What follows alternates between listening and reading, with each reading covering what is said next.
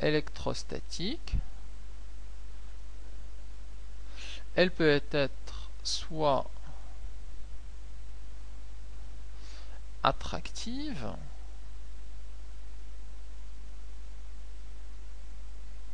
soit répulsive.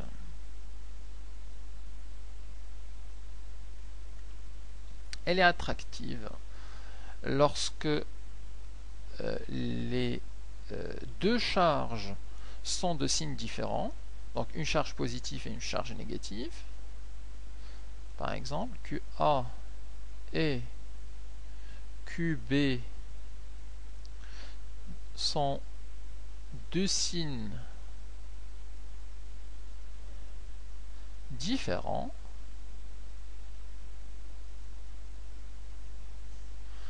Par exemple, QA est positif et QB est négatif, ou alors l'inverse, QA est négatif et QB est positif. Donc si les deux charges sont différentes, la force électrostatique est attractive, donc va tendre à ramener la particule B vers la particule A.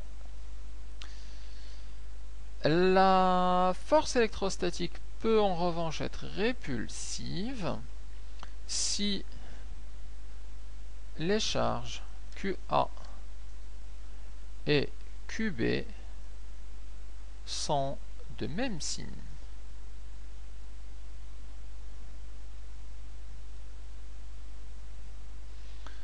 En l'occurrence, si on a par exemple une charge positive là et une charge positive en QA et en QB, ou alors une charge négative et une autre charge négative. Dans ce cas-là, cette force est répulsive et donc va tendre à éloigner la particule QB de la particule QA.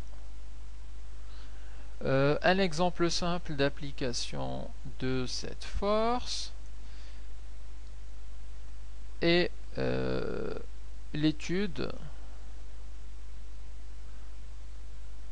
de l'atome d'hydrogène.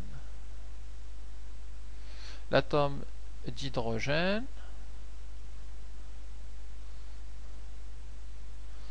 donc c'est H1,1, c'est un atome où on a au centre, au noyau, donc un proton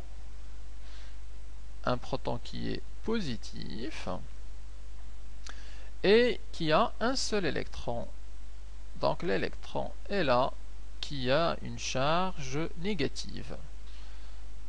On peut faire l'étude de de la trajectoire de l'électron, qui peut être circulaire, et notamment en donnant la force qu'applique le proton sur l'électron. Alors la force, on va donner son expression, F égale à K fois QA fois QB sur D carré.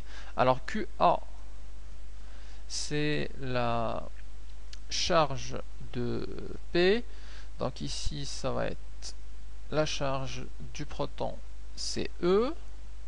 La charge de l'électron, c'est aussi E en valeur absolue. Alors si on souhaite mettre ça comme ça, moins E,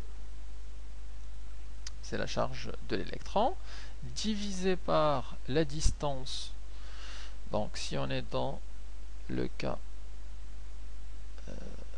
d'un mouvement circulaire, c'est le rayon.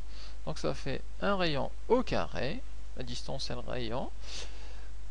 Et on peut donner le sens de cette force, puisque les deux charges sont différentes. Donc c'est une force attractive à l'aide d'un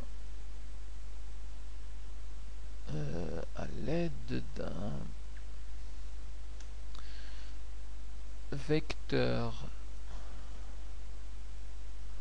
U, alors un vecteur unitaire U,